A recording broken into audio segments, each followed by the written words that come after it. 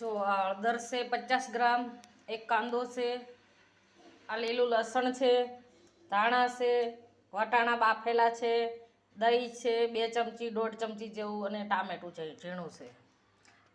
અને હવે ચાલુ કરીએ ગેસ. ગેસ ચાલુ કરી દીધો છે. આમાં ઘી નાખીએ. એક જણનું બનાવીએ છે.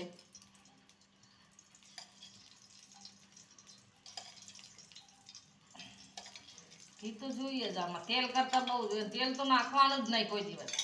આ લીલી હળદરનું શાક છે. સાદા મસાલા નાખવાના બધાય. ઘી ગરમ થઈ ગયું છે. હળદર નાખીએ. જો 50 ગ્રામ છે હળદર.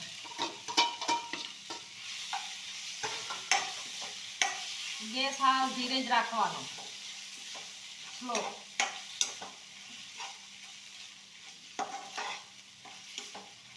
અને બહુ શેકાવા દઈએ ને એટલે કડવાશ નીકળી જાય. હળદર શેકાઈ ગઈ છે. આમાં કાંદા નાખીએ. કાંદો એક જ લીધો છે.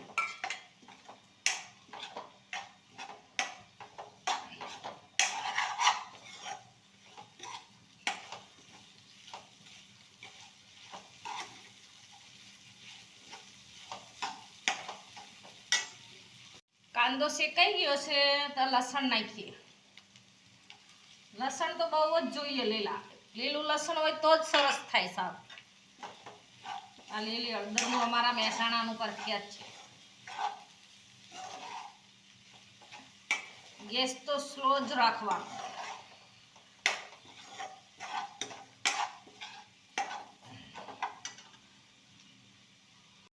હાલો ટામેટા નાખી દઈએ. ટામેટા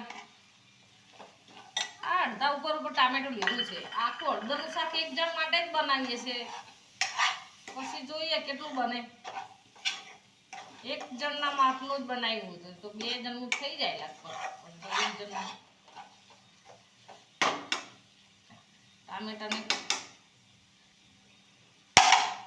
ઓગળવા દઈએ. ચાલો વટાણા નાખીએ.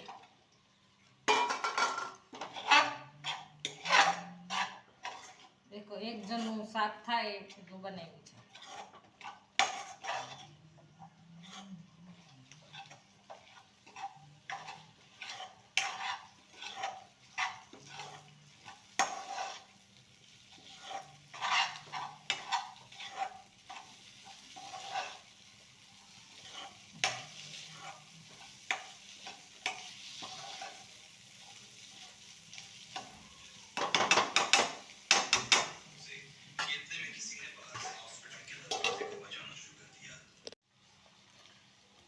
આમાં હળદર તો નખાય નહીં.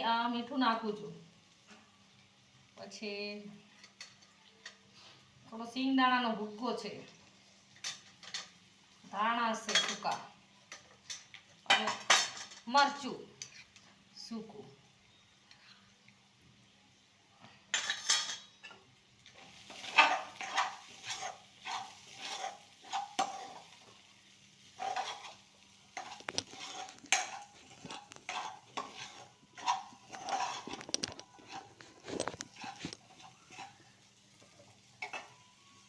આ 2 ચમચી 1.5 ચમચી એવું દહીં છે એટલે દહીં નાખવાનું.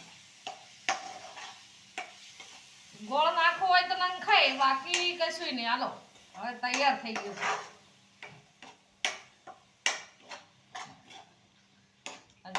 આ લીલા ધાણા નાખીએ અંદર.